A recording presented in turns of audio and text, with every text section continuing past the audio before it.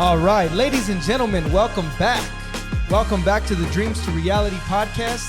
I am your host, Christopher Lopez. I'm here with my co-host, Mr. Annibal, the Animal Rodriguez. What's up, brother? How you feeling? I'm doing good. How are you? Man, I'm feeling amazing, man. I'm feeling amazing.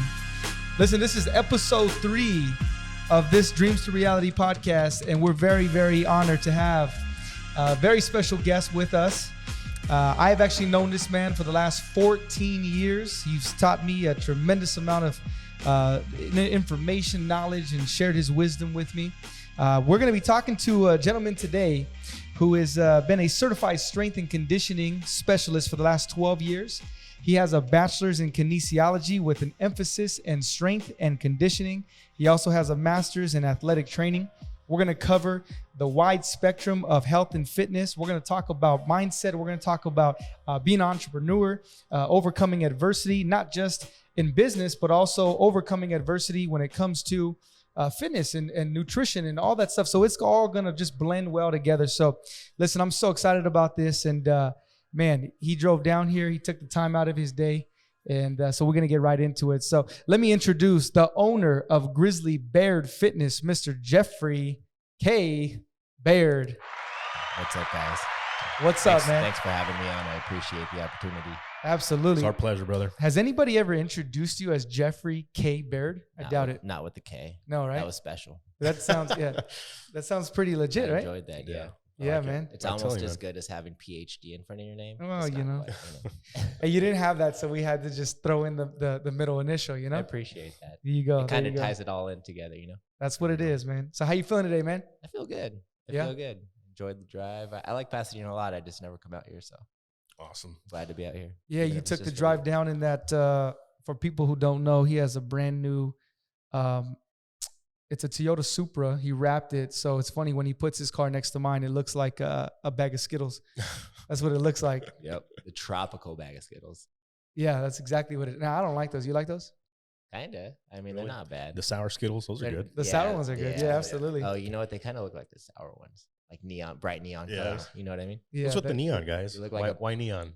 You just want to stand out more than you already do? Yeah. I just want attention. Against getting a big truck and got his Corvette wrapped in highlighter green instead. Yeah, I never wanted a big truck. Where that came from. Yeah. The next car, I'm telling you, man, I've been talking to him. I want to get a Lambo and then wrap that sucker, you know, some super bright color. What are you going to get? What Lambo? Which Lambo, yeah. Start off with the Huracan. There we go. Yeah. Oh, yeah. He's going to jump straight into it and get a Veneno. Drop 11 mil. You ever seen it's called the Egoista? No. Is that a Lambo? It's a concept Lambo. Oh, okay. And there's no doors. It's only a hatch, and it's a one-seater. And it looks like a Egoista? Egoista, selfish in Spanish. I know what it means. Yeah. Wait, what does it translate to? It means selfish. Selfish. That's dope. Because it's only one-seater. There we go. It's pretty dope. But I don't think they sell them. It's just concept cars. They have one, but it's not for purchase. Yeah. I just got to steal it. You know, they have right here in Pasadena, the Art Center College, right up the mountains right here. And every year they have a concept car show. And they put out some crazy looking cars. Yeah. And I remember a couple years back, I went to it just to check out the cars. And what's his name showed up? Jay Leno. He showed up in a jet engine car. Okay. Like it literally sounded like a jet was pulling out. He was going like 2 miles an hour. It was like, you know, I was like, damn, look at that guy's jaw. That's just crazy. And then wings projected out the side. Have you seen Jay Leno's McLaren? It's a 3-seater. No. Yeah, the speed tail, right? Is that what it's called? I think so. Yeah. The driver's in the middle, and then it's flanked by 2 passengers. Oh, that's crazy. It's like the world's longest car. It's like it's longer than this room actually. That's crazy. And this room's is it really? Yeah. It's like 19 feet long. If you want to know anything about cars, this is the guy to go to. This is the guy. Okay, we're gonna switch this podcast from fitness to cars. Yeah, there we go. Here we go. Is you a mechanic or a car enthusiast? Car enthusiast. Okay, there you go. Don't ask me about engines. Well, let's get into it, man. First of all, it's a pleasure to have you here. We do appreciate your time. I know you're very busy. You're running a full-on business. You've been doing that for, quite some time, over a decade. And, it's crazy, man. I've known you since I was in 10th grade. Yeah. That's when I got the chance to meet you. Yeah. So real quick, I mean, I know your story a little bit, but we're going to have a whole bunch of people that, this is their first time being introduced to you. So before getting into fitness, before becoming a strength and conditioning specialist, tell us real quick, what did you do before this? before I got into health and fitness. Well, I mean, I was really young when I got into health and fitness. I pretty much knew what I wanted to do right out of high school. Okay. So, I knew that I wanted to go to Cal State Fullerton because they had a prestigious kinesiology program. They had a guy there by the name of Dr. Andy Galpin that I wanted to learn from. And that was the only school I applied to. I got in, and the rest is history. Right after I got in, I took my test to become a certified personal trainer, and then that same day I passed my exam. I had an interview at 24 Hour Fitness in Chino Hills, and I walked in. I didn't realize who I was interviewing with, and the general manager just happened to be friends with my dad. That's and crazy. So he was like, "Jeff, what's up?" And I was like, "Oh, sweet. What's up, Greg?" That was an easy interview, right? Yeah. He's like, "So can you start tomorrow?" I was like, "I'll see what I can do." Like that? It was like that. Yeah. That's dope. That's cool, man. You know what's funny? All three of us have worked at 24 Hour Fitness. Yeah. And we've all been to the same gyms. I know. That's crazy. Like when you said we never Upland, worked together though, huh? Oh no, me and Chris did. We did. Yeah, but I'm saying we never worked No. together. No, I just went to Upland, but dude, I'd go to Upland 6 days a week I went there for 10 years, 10 plus years. So I'm sure we crossed paths a bunch. Yeah. I probably walked by you at the front desk. You probably asked me questions. I probably did. Hey, why did I get charged twice this month? You're like, dude, I'm in sales. I'm sorry, that's not my jurisdiction. That's funny. Dang, dude. So, I know your story. You grew up. If you can talk about, what got you into fitness so early, because I think you started training yourself at what age? 12. 12 years old, which is the average 12-year-old is not starting to train. So what got you into that? My dad. Yeah, my dad competed as an amateur bodybuilder in the 80s. And when I was born, he stopped competing, but he still lifted every day. And my dad was always like, he was a genetic freak. He was the biggest, strongest guy in the gym. Wow. And so he would take me with him, but you have to be 12 years old to be a member of 24 Hour Fitness. Yeah. So he would take me to the kids club, and we went to the 24 Hour Fitness in Chino. It was an active, and they had a little like portal window, like one you'd see on the bottom floors of a cruise ship, right? And to look out into the gym. Yeah, and I used to get a little plastic kiddie chair and put it up against the wall and stand on it and look out. Yeah. And it was crazy the looks that my dad would get. Like he'd put 4 plates on the bench. He'd warm up like 1 plate, 2 plate, 3 plate, 4 plate. Within 5 minutes, he'd be benching 4 plates, and the entire gym would just stop and stare. Damn. And so that was my normal day to day. And so from a young age, I wanted to be that guy. I wanted to be like my dad. That's awesome, man. Like I was 12 years old. My middle school was 6, 7, 8. I went there in 6th grade, and as a 12-year-old, I had a picture of, do you know who Ronnie Coleman is? Yeah, of course. I had a picture of Ronnie Coleman on the front of my folder. Like while other kids, it was popular to put photos in your clear binders. Yeah, like all the girls have like the boy bands and stuff like that. Yeah, or to picture your family or your girlfriend or your dog or whatever. I had Ronnie Coleman on the back of mine. That's and funny. So hey, just for a quick second, for people out there who don't know who Ronnie Coleman is, he's an 8-time Mr. Olympia champion, and he's a beast. Yeah. So just imagine some kid with some giant buff dude on his. And bodybuilding competition nonetheless, right? So he's big and massive, and he's in a freaking Speedo. Yeah. You know what I mean? Your teacher's like, what's up with this? What's up with this kid, man? Yeah, dude, I got a lot big of buff looks. guys with Speedos on his freaking binders. Oh, man, I got so many looks, so many questions. That's passion, brother. At a very young age, it was. Yeah, that's crazy. That's interesting, to be able to find your passion at such a young age, because for most people, they never find it. They just go through life kind of wandering. And I think it's huge how you touch on, having someone that inspired you and someone that you kind of admired and modeled your life after, which was your father. Most people that don't have that male figure or that model figure tend to be lost in the world until they come across someone that can guide them and mentor them. Same thing like for Chris, he was mentored by a couple different people that have kind of guided his life, including his father as well. And same thing for me. I have my code of ethics and my passions that have been, some of them from my father and from other men that have inspired me, in my life. So I kind of do want to ask you a few more follow-up questions on your dad. So you said he was an amateur bodybuilder? Yeah. Did he ever compete? Win some shows? Yeah, he won, to my knowledge, 3 shows. There we go. He was the type of guy, like I said, he was kind of a genetic freak. And I think that he could have had a much larger career. He just had kids and decided to domesticate. Yeah. You know, he wanted to give up competing because the lifestyle was a little harsh at the time. He had to provide for his family now.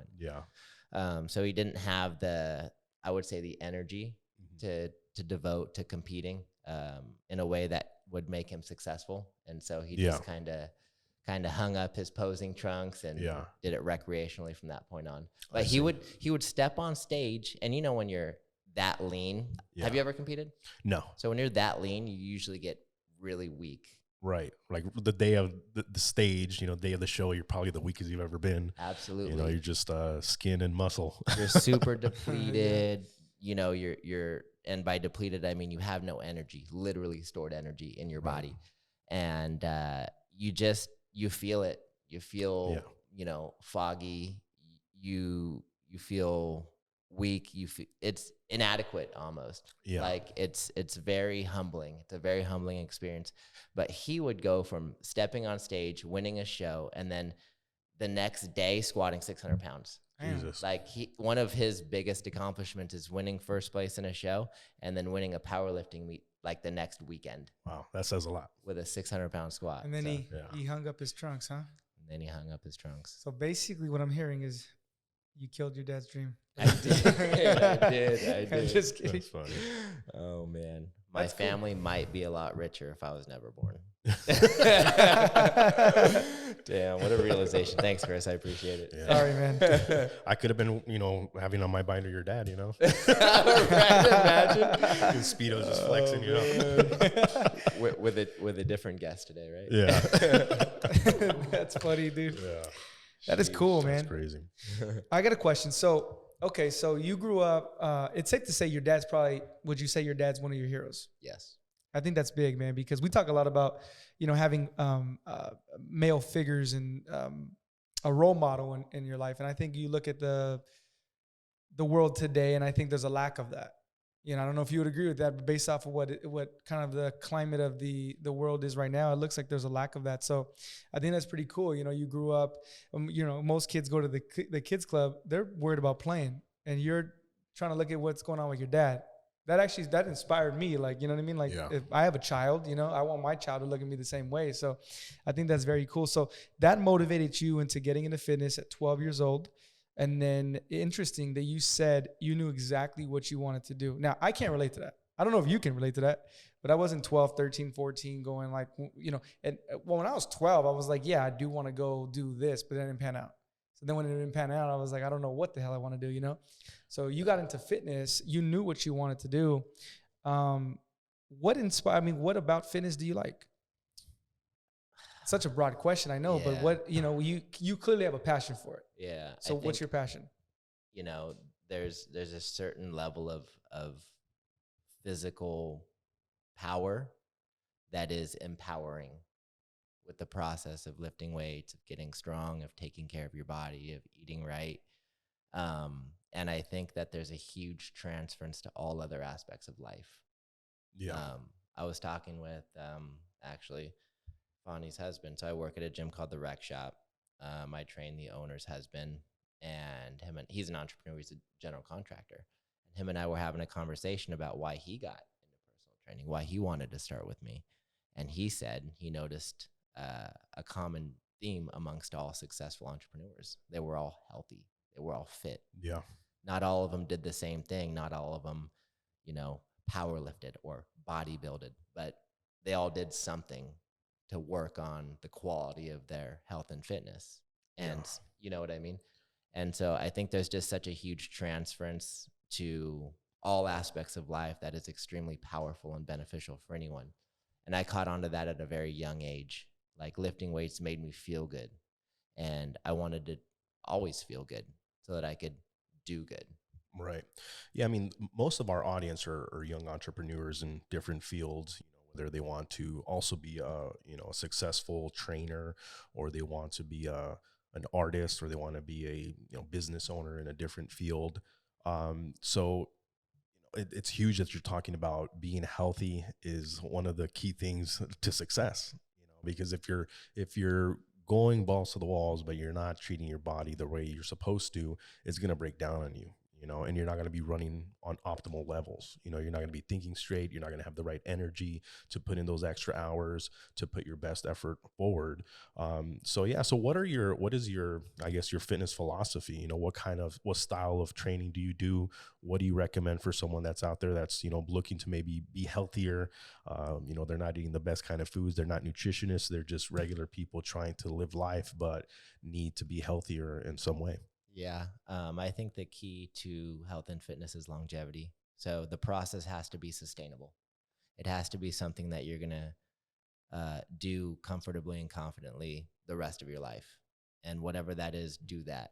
Like I could sit here and say, you should follow keto because it's going to produce 5% better result than this or that. But if it's not a lifestyle that you can commit to long-term, then it doesn't mean anything.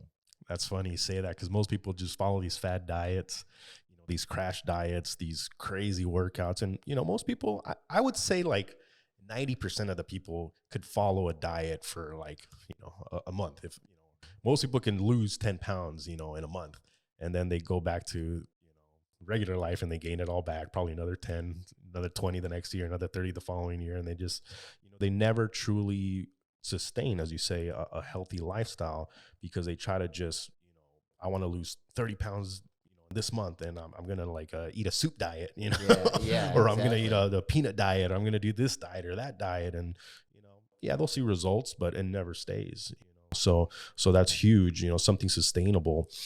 So what do you think that looks like? Is that like just a few times a week working out, every day doing something? Like what would you recommend? I think it'll vary from person to person. So for me, for instance, I strength train anywhere between 4 and 5 days a week. I play basketball anywhere between 2 and 4 days a week. And I do like basketball specific workouts, like to focus on my ball handling and areas of my skill set that are lacking, another 2 to 3 days a week. Okay. So if you add that up, I'm working out 12 times a week. Yeah. But the everyday person can't do that. They don't have the time. They don't have the energy. But I've been doing this for 20 years. Yeah. I work in health and fitness. I work at a gym. Yeah. Equipment is accessible to me, so I can, right? Yeah. For someone else, it might be 2 days a week, starting out. Maybe someone who's just getting into it. Yeah. For another person, it might be 4. It all depends. It really just depends. I think in order for fitness, that side of it, not nutrition, but fitness to be sustainable, it has to be enjoyable. Right. So we know that in order to lose weight, you have to burn more calories than you consume, right? Yeah. Now, if we look at the exercise portion of that equation, what causes you to burn calories? Anything, movement, So I'm not going to prescribe an elliptical for someone who can't stand that machine. Yeah. If someone likes being outside, I might say, go to the park and walk, or go for a hike. Right. You have access to hiking trails. You have a few in your backyard. Do that. You know what I mean? Yeah. So the process is going to look a little different for everyone. And so I think for me personally, it's important having those conversations with people, because in the beginning, it's kind of trial and error. You're getting to know someone. You might prescribe something, and then you very quickly realize they're not seeing results. Well, why are they not seeing results? Because they're not following the plan. Why are they not following the plan? Because they hate what you're having them do. Yeah. So then you have a conversation about, well, what do you hate less? And let's go from there. Let's build a plan around likes. What do you like doing? And a lot of times people end up falling in love with the process then. Yeah. Yeah. That's huge, man. One thing that I was thinking about for some time is, there's a lot of people that come and go through the gym, all walks of life. And anybody that's walking in there, they have a goal in mind. They're at least attempting or trying to change something about themselves, or maybe they're trying to sustain what they have, like, sustain their health and their fitness. But the majority of people want more. They want to be stronger. They want to be faster. They want to look better. They want to lose weight. They go to the gym with a purpose, but I would say the majority of people never accomplish those goals, and all the equipment is there. The same equipment that the healthy person uses is the same equipment that the person that's been going for the past 10 years and looks exactly the same and doesn't really lose any weight or get in shape. Why do you think that is? Why is it that some people get results and some don't? And speak a little bit on that. I think part of it is education. Remember, I went to school for 8 years for this, right? So it is both an art and a science. And in order to get a desired result, you have to train a certain way. So in order to build muscle, that requires doing different exercises different ways. In order to build strength, the process looks completely different than it does to build endurance, Right. And so I think a lot of people fail to see results in the gym because they're not training specific to their goals. I see. That's huge. Now the other part is there's people that know exactly what to do and they still don't do it. Absolutely. So there's some people like myself. I'm actually a certified personal trainer as well. Me and Chris worked out in the gym for years, so we have the knowledge of general knowledge of health and fitness, eating right, training consistently. But even someone that has the knowledge sometimes doesn't do what they need to do to get the results that they want. And I take that, what you do is what you do, and the way you do things is the way you do things. So if you have the knowledge of how to get in shape and be healthy and you're not doing it, you're probably doing that same thing with a lot of other things in your life, in your business, in your family, in your thought process and all of that. And I started to really, really become aware of that. Man, I am a representation. My body's a representation of my mind. So if I'm out of shape, it means that I'm not a disciplined person. How could I not drink this alcohol? Yeah. Why do I always pick the burger over, something healthier? And I started to realize it's me, I'm not doing what I'm supposed to do. And having that self accountability and that awareness, a lot of us kind of miss at times, So I gained a bunch of weight over the pandemic when other people got in shape during the pandemic. I know Chris over here got jacked working with you, during the pandemic. And me, I gained 30 pounds during that time, eating bad, drinking bad, and living bad, So connecting health and fitness to mindset and to business, because you're a successful entrepreneur, successful trainer. Something that I've noticed as well is the same trainer that has the same amount of clients, the same people come in the gym, the same equipment, the same knowledge. One trainer is making $200,000 a year, the other one's making $2,000 a year. Yeah. So what made you successful as a trainer? What would you say are the key things that you would say anyone that's out there that's looking to be a successful personal trainer or entrepreneur can take away? I always approach my business from a customer standpoint. So I'll put myself in Chris's shoes, for instance, and I'll visualize the workout that I gave him, but from his perspective. And I'll ask myself, honestly, would I pay for that? That's what I do. Yeah. And if the answer is no, man, that's kind of a harsh realization, right? Yeah. How do you keep clients? You produce results, you have fun. You get them to have fun. You make the process enjoyable. And in order for Chris to continue to want to come back, he's got to like what we're doing together as a team. And if he doesn't, he's not going to. My retention rate is really high because I've taken this approach with every single client. I do this every single day. Chris knows. In between every hour, in between clients, I go to the restroom. A lot of times that's when I do my reflecting about the previous hour. And then I ask myself, how can I make the next hour for the people that I'm training that hour better? Yeah. And so every day I'm reflecting upon that day's failures and successes. Yeah. And I'm working towards making those things better. That's huge, man. That's something that I started to do every night. I sit down and I take the time to reflect on my day and what I could have done better. What could I improve on? I write notes, and then I reiterate my plan. If something I did, I was like, well, I could have done that better. This could have gone better. This was great. And always being aware of what your results are is huge, because most people don't do that. Absolutely. They just go through the motions. They do the same cookie cutter plan for every single client. None of their clients get any results. They don't even reflect on their session. They don't even ask their client, hey, what'd you think of that workout? Did you like it? I think a lot. Which part did you like? Which you didn't like? They might be afraid of the answer, right? Yeah. Like, so you just don't ask the questions. Yeah. And there have been times, low key, where Chris has been like, I didn't like it. Yeah. And yeah, it hurts, but I appreciate the feedback. It's honest feedback. Oh, I didn't know that hurt you. And I did. Well, but it's not like a bad hurt, right? It's honest feedback. And I like that because then I can make my business better, right? Yeah. And a lot of it has to do with getting to know you, getting to know what you like in the gym. There have been times where you've had physical limitations due to injury. We've had to work around some of those things. And obviously at the gym that I work at, we don't have a ton of equipment. So working around injuries with limited equipment can be tough, but we just got to get creative and keep grinding. Yeah. If I can chime in on that, I've been working out with you as your client we're going on 2 years, I believe. Yeah. Right. So I met up with you at the beginning of COVID when the whole pandemic, I shouldn't even said the word. Now this whole thing's going to be flagged. That's what's going to happen.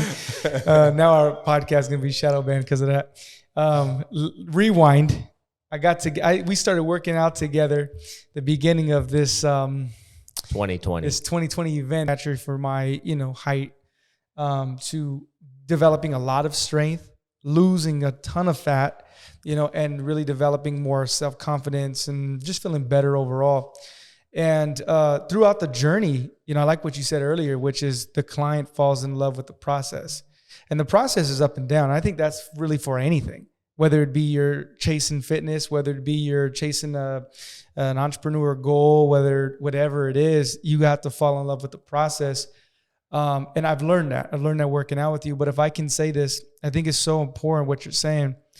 I think most successful people that go into business and are successful, whether it be in the fitness industry like yourself, whether it be in the videography and photography business like Annabelle, or finance business like myself, or whatever it is, I would say, and I'm sure both of you guys would agree with this, relationships with the person that is paying you is number one. That's senior to everything. Correct. Right? Would you agree with that? Absolutely. And I only bring that up, and I want you to talk about that because a lot of people, they would come to you and maybe they'll say, I already got my goal. I don't need to pay this guy no more. Yeah. Right. And they'll go, I already learned a little bit. For me, I look at it a little differently. I like this guy. I have a relationship with this guy. And when I make money, because the relationship is there, I want to take care of this guy financially too, because of what he's taught me and what he continues to teach me. Right. Yeah. And so I think that from a client standpoint, that's a big reason why you've succeeded financially in your own fitness venture, right? And I think there's a lot of other people out there that they don't get that. Yeah. They don't understand that. They just think that because maybe they themselves as the trainer have a real jacked body and that's inspiring for all their clients, that's enough. So if you can talk about that, how'd you learn that? Was that just something that you just knew? Is that just something that was already intuitive, or somebody taught you that? Because a lot of entrepreneurs fail not because their product sucks or their service sucks, but because their relationship with their customer sucks. Yeah. So if you could talk about that. I think it's just innate. I've always deeply cared about people. I've always had really good, really strong friendships. Not a ton of them, but really strong friendships growing up and to this day. And I think I just carried that over into business. So when I sit down with a client and we talk about a monthly game plan, we're not just skimming the surface and talking about, well, what are we going to do for nutrition this week? We dive deep into boundaries, into obstacles. Why did you fail? Let's dive into that. Was it work related? Was it something going on at home? And that's how you build those relationships. You have those conversations, right? That's how you build trust with someone. You have those conversations. Yeah. And so it all starts with fitness, but it gets a little bit more personal from there. Yeah. I think that's where it starts for me. And then, as you were at my housewarming party and we're friends now, and I have a lot of clients like that I'll do brunch with and stuff. You become friends. It's still professional when we're in the gym. We still have boundaries. Our relationship is still professional. But outside of the gym, we can hang out and have a good time too, because we know each other. We have that relationship. And that all started in the gym with conversations that we've had.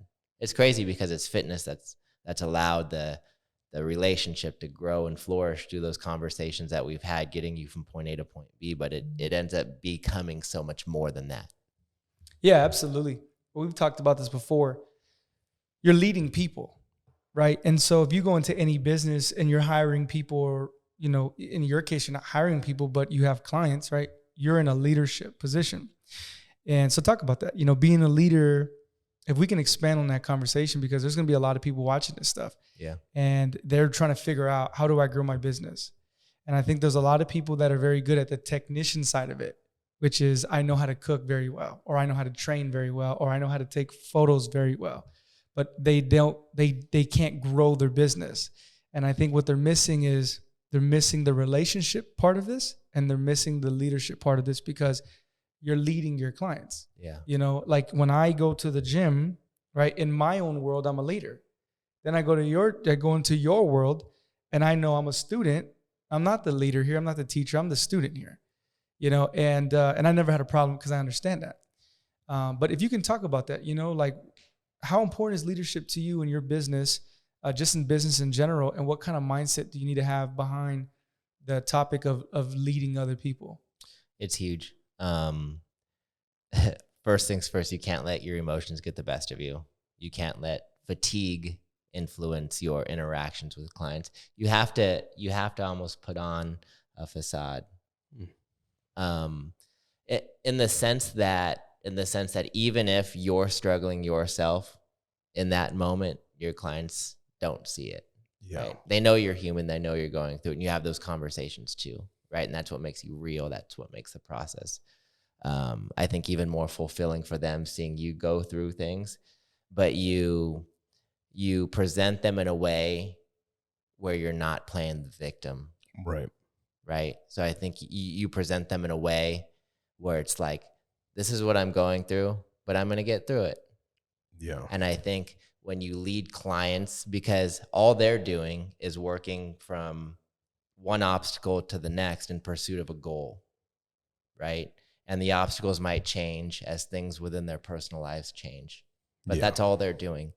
And my life is very much the same way. It's going from one obstacle to the next in pursuit of the next big thing, which for me, I have a successful fitness business, but I'm an independent contractor. I want to open up my own facility one day, right? Yeah. I just bought a house. That was my first step, right? So I'm building up to that. Yeah. But it's overcoming climbing levels. obstacles. Exactly, right? And I present those real life situations to clients in a way that they can get motivated or get motivation from. Right. In a way that propels them forward in their own journey. Yeah. So you're inspiring your clients through your own life, you know, and something that I picked up from what you just said is you're a professional. You know, a professional, doesn't matter what's going on in the outside world or even in the inside world. Like, you could be dead tired, you could be hungry, you could be, you know, dead broke. You could be literally like, I don't even know where I'm gonna go tonight. But when you're on stage, when you're in your profession, nobody's gonna know, because you're gonna have a positive attitude. You're gonna deliver on what you do, and that is what a professional is, you know. And you also have a winning mindset. You know, so you're not a victim is the word that you use. Anyone that has a victim mindset, I don't care what it is a loser, you know, in that thing that they're being victimized about, whether it's, you know, they have the right to be or not. Yeah. You're still being a loser, you know. So there's a trainer that, man, maybe they don't have as many clients as they want, and they're being victims. Like, man, well, they don't have enough money, or there's no people here, or the equipment's messed up, or this or that.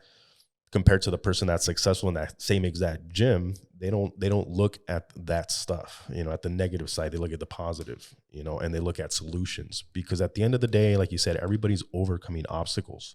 I don't care who you are, where you're at, how successful you are. There's always going to be something that you're trying to overcome, you know, and having that mindset that you have, I know that you're going to go far. I know that you are going to get that gym at one point, and I know that you're going to continue because of the positive mindset that you have and the winning mindset that you have, which is, I'm not a victim. I'm just like my clients. We're both trying to go through this life, overcoming obstacles, and they can connect with you. So it's two things. It's not just relationships, it's communication and relationships. You know, so you're building the relationships through communication. And communication is having the ability there's two things in communication. It's very simple. It's the ability to listen and the ability to be heard, on every level, on an emotional level and on a logical level. Because people could tell you one thing, but they could be feeling something different. So if you're very good at communicating, you're going to be good at what you do, whether it's financial services, fitness, videography, photography, because we could connect communication to emotion, and someone comes into you and says, hey, I want to lose 10 pounds. Great. But you said that's just a surface level thing. You dive deep into that conversation. How long have you been trying to lose these 10 pounds? What's changed recently? Why are you looking to accomplish this goal? Is there a time frame that you're trying to accomplish it by? And they say, as the deeper you get, they have a wedding coming up. Okay, that's some motivation. Deeper you get, they've always been overweight. They don't feel very confident. They're scared that they're not going to feel good in that dress on her important day. So you're digging deep, you're digging deep, you're digging deep. Boom, you've reached the emotional level where they're like, man, I've never told anybody. This guy's a stranger. I just met him today, but I'm telling him, like, look at this here. I hate this about me. I hate that about me. And that's very vulnerable. Yeah. Your personal body, your fitness. I gotta tell people, like, shit, I don't like my man titties sometimes, I don't like this fat over here. Like, I don't like this about me.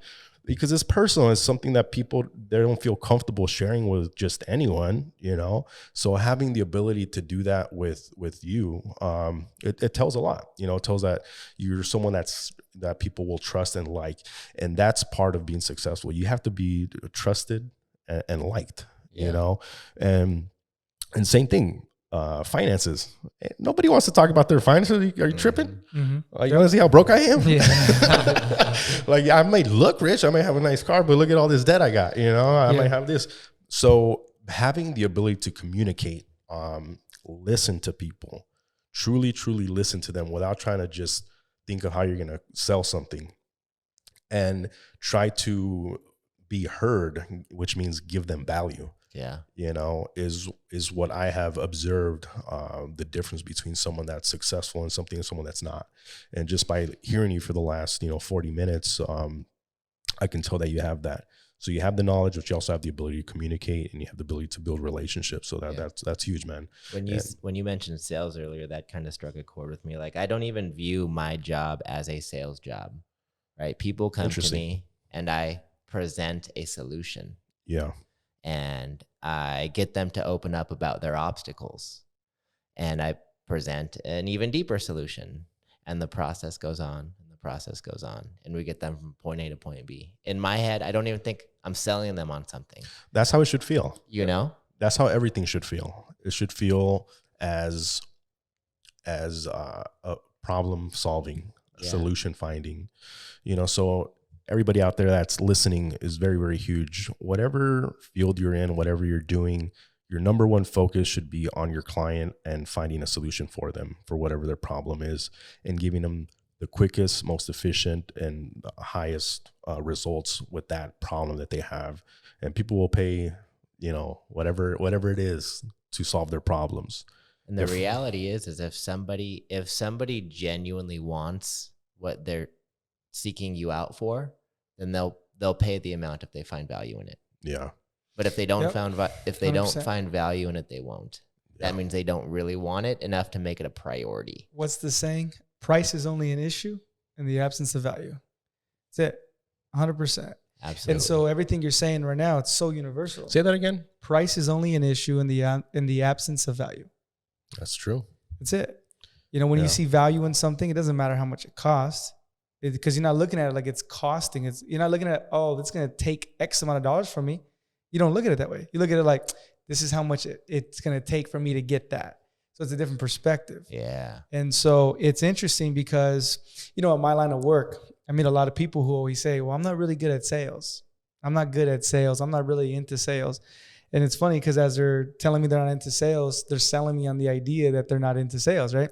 So they don't get that. Yeah. But everything is sales. It's just there's this negative stigma around the word sales. People hear sales and that you think going door knocking, You think trying to be pushy, pushing something onto somebody. You think walking into a car dealership. There you go. Yeah. And that's what people think. And sales, when he taught me this, look, my first sales experience, he was actually the one that was teaching me. I was at 24 Hour Fitness. I never did sales before. Wow.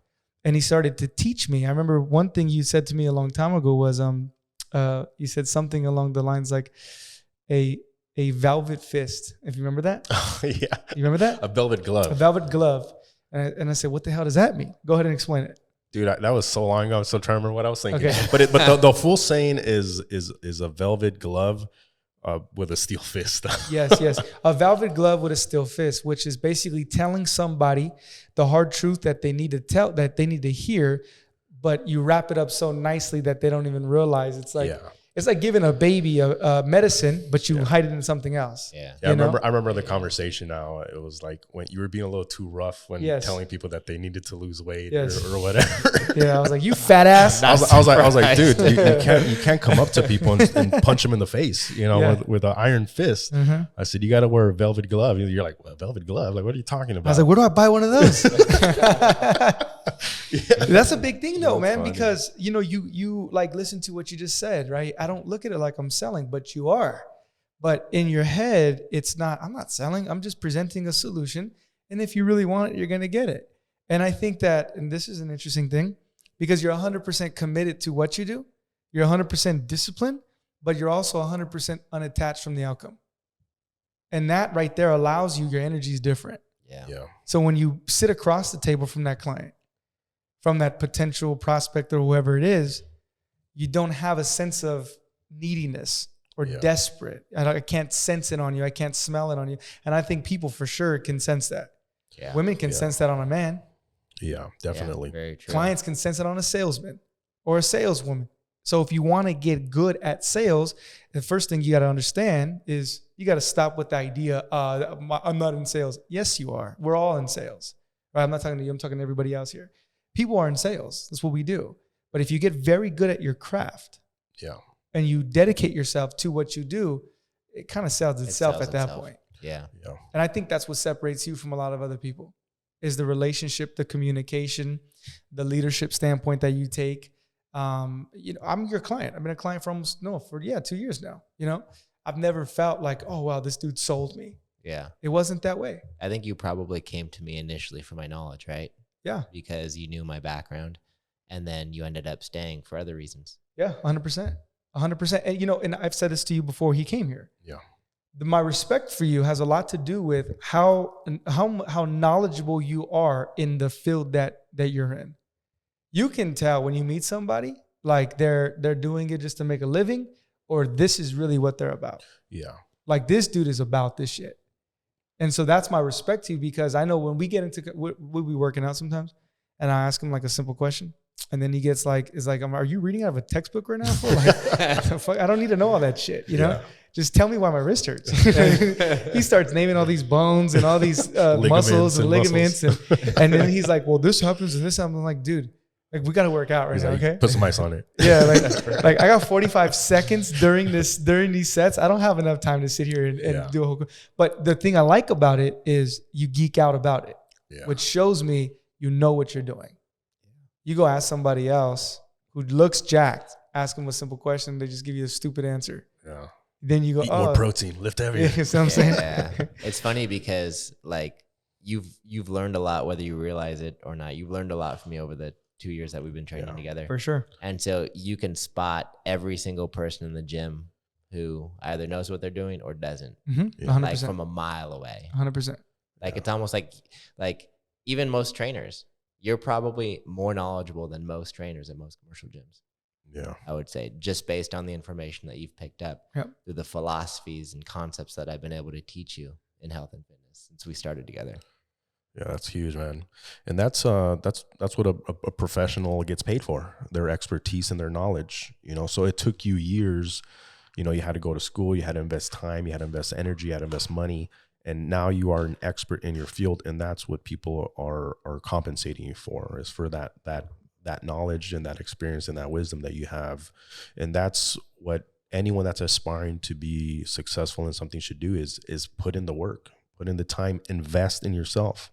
invest in your craft, invest in your business. You know, I know Chris has invested thousands of hours on his business, you know, on becoming better, being more knowledgeable, learning how to speak, learning about finances, learning about all kinds of stuff. Same thing with me.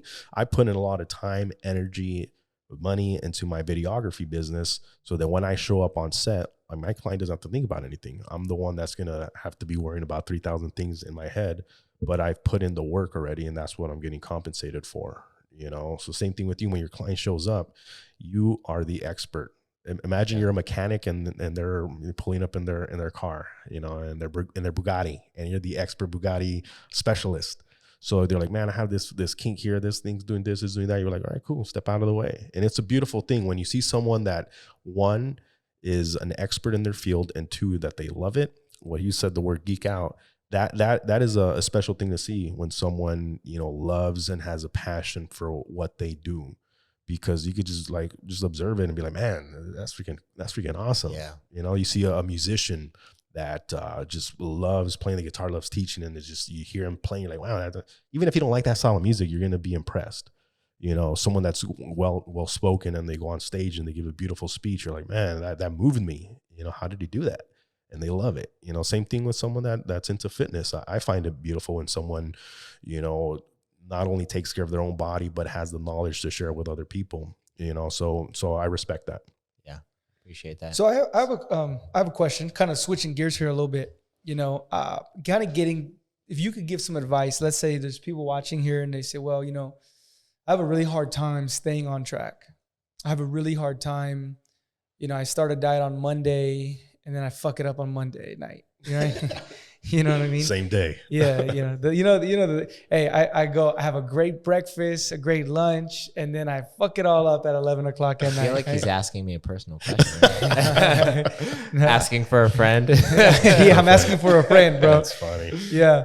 No, but you know, in all seriousness, if you can give some advice, you talked about this earlier, right? You there has to be longevity in whatever you're doing. You know, you are someone that has a passion for fitness. There's other people out there that don't. But yet they have a desired goal. They have, I want to lose 20 pounds. But it's just so hard, man. And I just can't seem to get out of my own way. I want to lose this 50 pounds. I want to lose 100 pounds, you know. But it's just so difficult. Where should they start? Hire a professional. So seek help. Seek help. Or research it.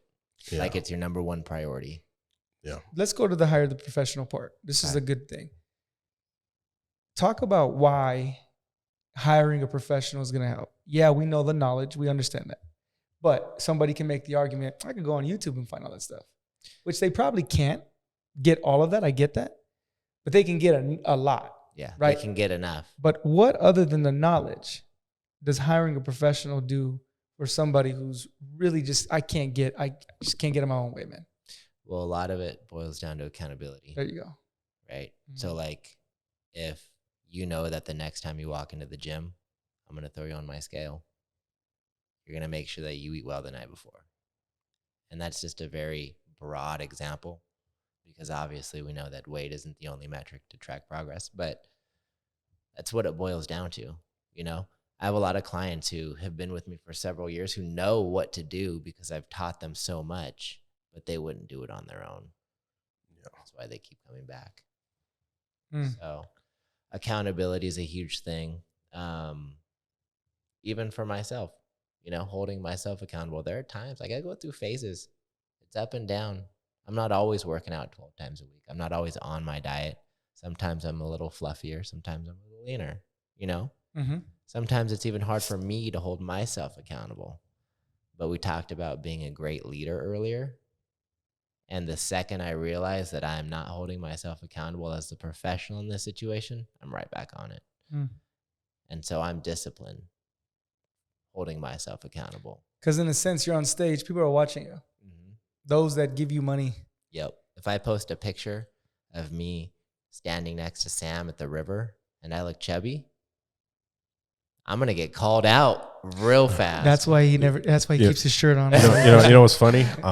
We were going to pick up, cause I asked Chris, like when he's driving down, I was like, hey, shoot your guest, a message, ask him if he wants anything to drink or anything to snack on for the podcast. And he sent me the message that you sent like some waters and some Quest bars. And we were walking over to Target and I was like, imagine he would have been like, hey, give me some cheeseburgers and like 240s and 2 blunts or something. I was like, dude, like that'd be like a horrible trainer. But like, hey man, he said water and Quest bars. Like, that guy's about his fitness. I passed the test. Yeah, that was we do test. that to everybody just to find out what they want. Yeah. That's awesome. Yeah, That's man. Awesome. Tells a lot about a man. So hiring a professional, you're going to get the knowledge, you're going to get accountability, which is leadership.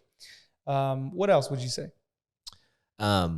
So the process looks very different from person to person, as we've touched on before. Everyone has a different obstacle. So while you can find the information on YouTube or Instagram, I really think that you lose a lot of the personal touch on those platforms. Like you can learn all about the 6 best chest exercises out there for developing a fuller chest. But what about your chest specifically? What about it is lacking, right? Where do you need the most work? Why does that hurt your shoulders?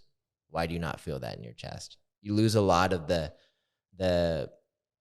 deeper questions that need to be answered for you to get the result that you want when you don't seek help from a professional and when you do try and research the process on your own.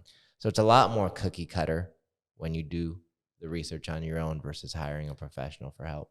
And I would like to get into, you talked about Instagram. This is interesting because when I first met up with him 2 years ago, I started asking him questions. I was like, hey man, because I would pride myself on a guy who I do my own research about things, and I started asking him like, hey, what do you think about this fitness influencer? And every single person I gave him, he was like, he's shit, he's shit. And I'm like, wait, what? Like, look how jacked this fool is. And it's interesting. And now I sound like a liberal. I sound like a Democrat, right?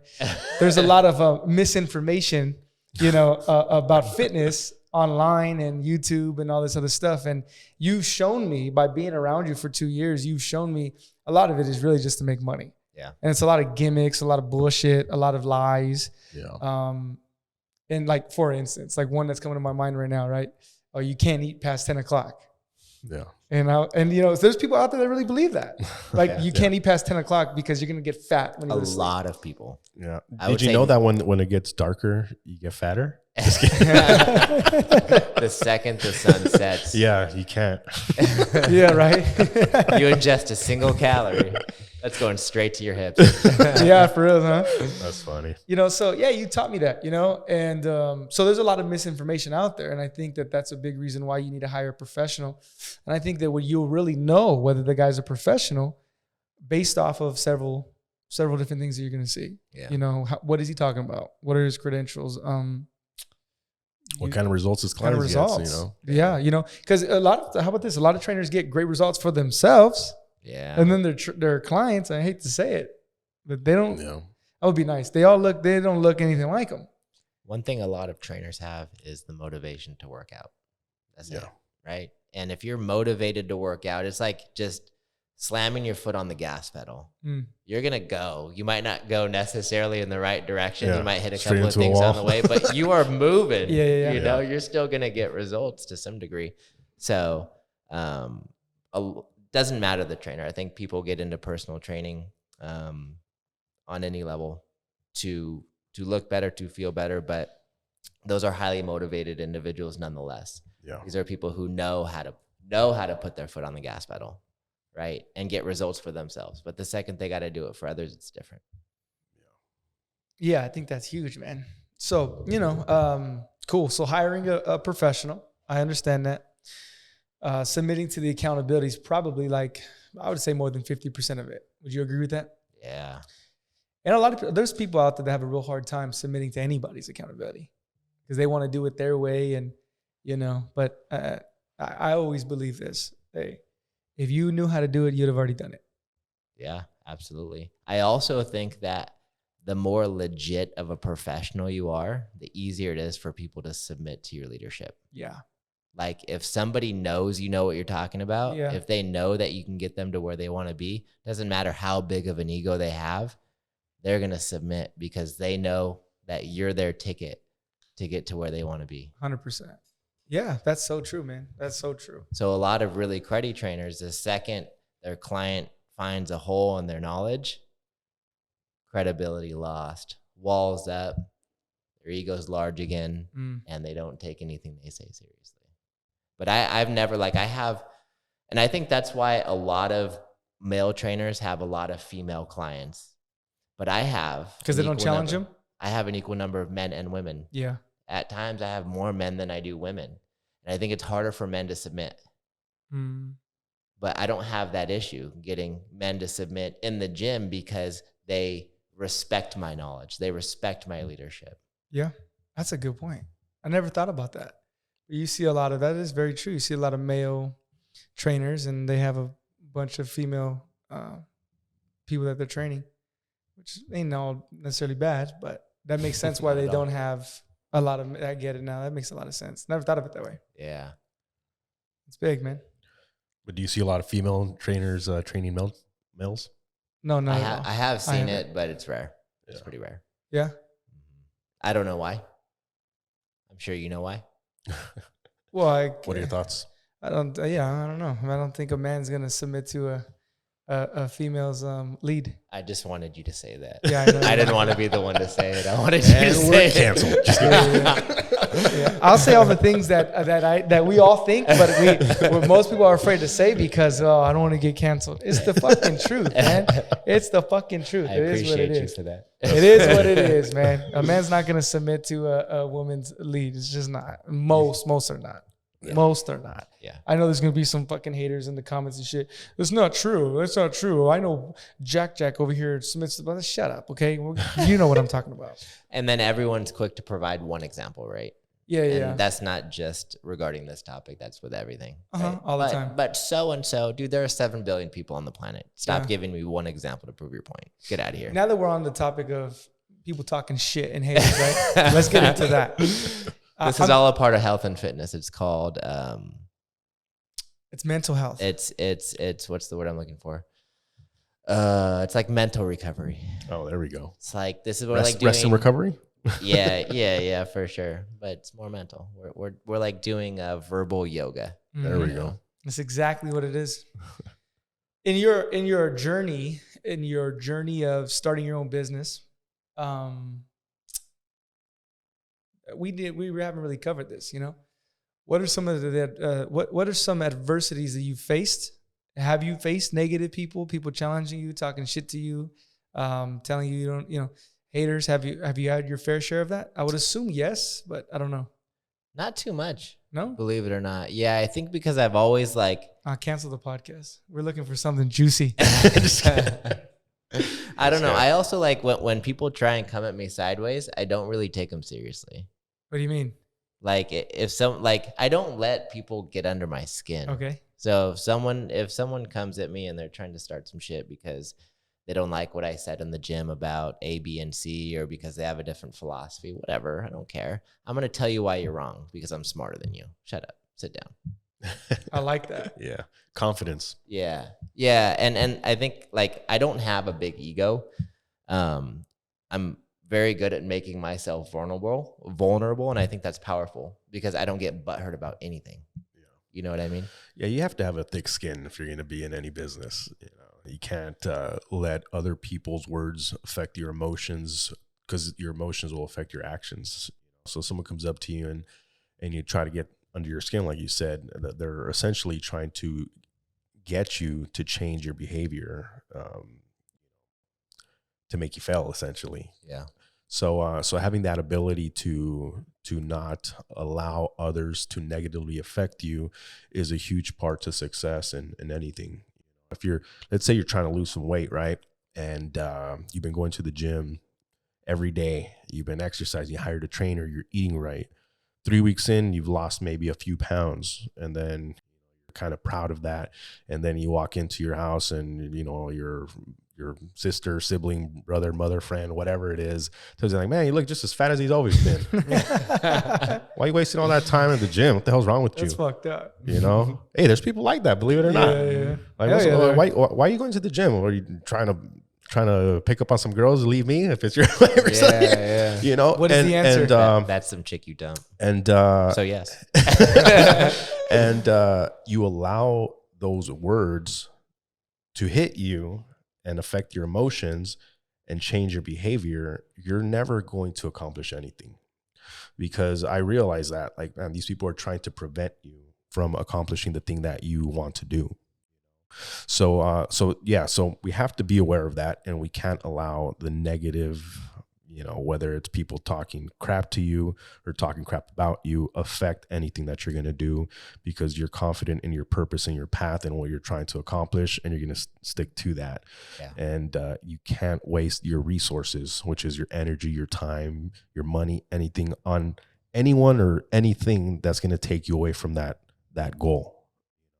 So that's huge that you have that ability to do that, because if you're someone that can easily be swayed, like I just fucking blow and you're going to move, you're not going to withstand any storm whatsoever. And the storms are always coming. Yeah. You know, like you talk about the obstacles, they're just another word for storms that come into life. Yeah. You know, you have everything set and then boom, this thing hits you. And if you have that ability to stay strong and stay on purpose and not allow the world or people or anything to affect you, then you're truly, truly what I call unstoppable. Because you're never going to stop, regardless of what it is. Longevity, business, success, health, everything should be with that purpose of, I'm not just going to do something real quick and then I'm done. This is my life. This is my calling. This is my purpose. This is my passion. This is something that I want to provide and help others with. And that's how you essentially leave behind a legacy, and you impact a lot of people, the people directly in your life, which is, you know, yourself first, your friends, your family, everyone around you in your inner circle. And then as you start to expand your business and your growth and everything, you literally affect a lot of people. You impact a lot of people. Maybe you don't even know it. You know, I'm sure you've impacted Chris with your guys' fitness journey together, and then he goes out and he impacts other people, and you have a part in that. Same thing with your other clients. They were dealing with a really bad depression, and that was affecting how they treated their kids, you know, and now that they've been able to get in a healthier mindset and a healthier body, now they're no longer beating their kids. I'm just kidding. I'm gonna say that. Maybe. But maybe, you know, or they're just stronger. Yeah, maybe like, you know, if it's a guy, maybe he can pick up more bags. You know, so his wife have kids. They got rid of the kids with strength. Funny, it's messed up. But in all seriousness, there's more to it than just, hey, that's just a guy that works out. He looks good. Mm-hmm. You know, it's that guy lives good. Yeah. And he impacts people in a positive way, because we all know that the fitness industry can be unhealthy as well. It can be filled with people that are just insecure, they're angry, and they just take it out in the gym, and, you know, they go out and they're still shit people. Yeah. You know, essentially. Well, if you look at the sport of bodybuilding, for instance, everybody's dying right now. Bodybuilding's not a healthy sport. It's not. When you get that lean, when you go through the process of getting dry the day before your competition by dehydrating yourself, they literally take diuretics, you know, so they're literally killing their organs. You alter your electrolyte balance in a way that's very damaging and dangerous. Even if it doesn't kill you in that moment, it is killing you every time you go through that process. Yeah, it's not healthy, and it's crazy because you can look at the process from the outside and you're like, man, that looks great. He must be so healthy, but it's not. And that is I would say the most popular sector of fitness right now is bodybuilding, because they've made it accessible for everyone, right? So back in the day, you had open bodybuilding, which was the big dudes. And unless you were on every drug imaginable, you weren't going to be competitive. And you still had to be a genetic freak on top of that. Yeah, plus have I'm not making excuses for myself. I mean, I could have been, anyways.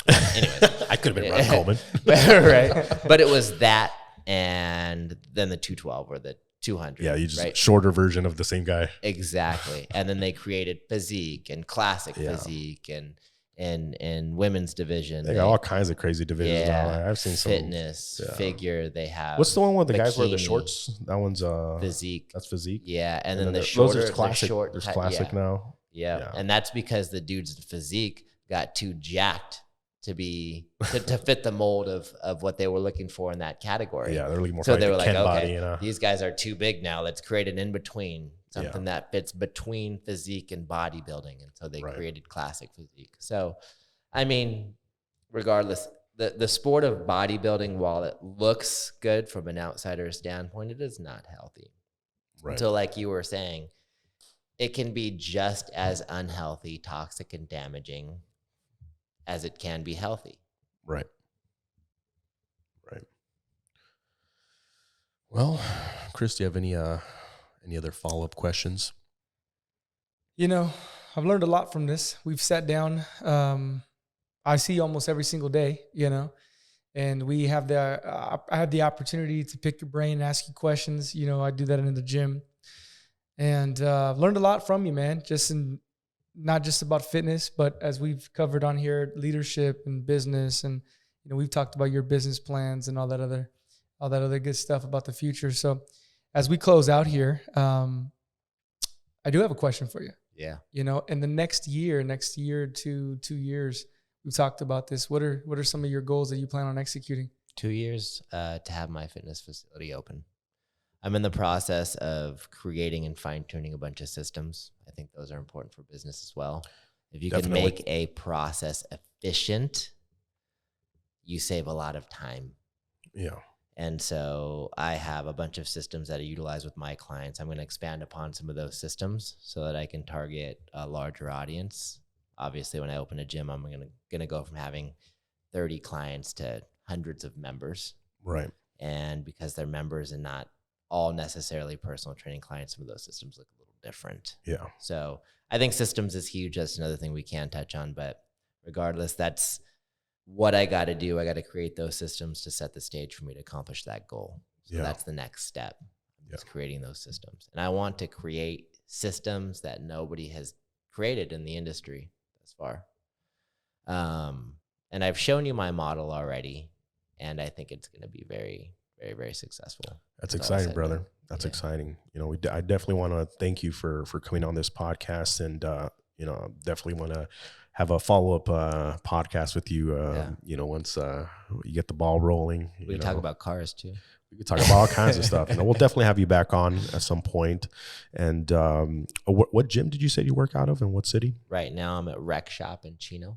Awesome. And we're actually expanding there too. That's and you're great, going to have man. the owner of that gym on in a few weeks as well. So. That's great. So anybody out there that's in the Chino area and is looking for the best personal trainer, fitness expert, make sure you guys follow Jeff. Where can we find you, man? What's your IG handle, or do you have a website that we can shout out? Yeah, so we'll make sure we put it on the title of the YouTube post and on our Instagram page.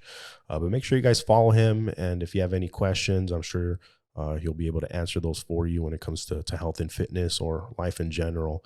So what is that? Absolutely. The website is grizzlybairdfitness.com.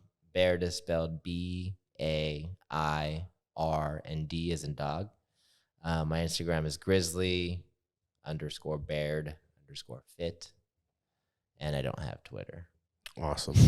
All right, guys. I don't have Twitter. Don't add me on Facebook. You have a YouTube channel? Man, I haven't updated it in a long time.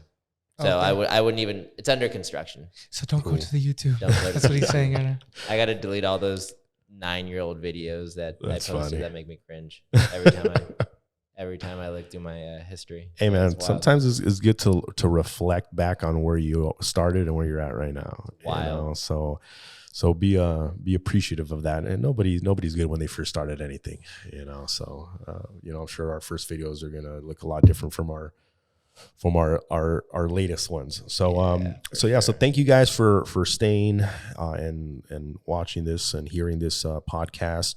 Hope you took some some information that you can apply to your life and to your business. And make sure you guys like, subscribe, follow Dreams to Reality podcast on YouTube, our IG, and soon to be Spotify and Apple. Want anything to say, Chris, before we head out? Other than thank you for taking the drive down here and taking the time. I know you're very busy, man. So I know we've added a tremendous value. Thank you again, brother. So appreciate it. Thank you, guys.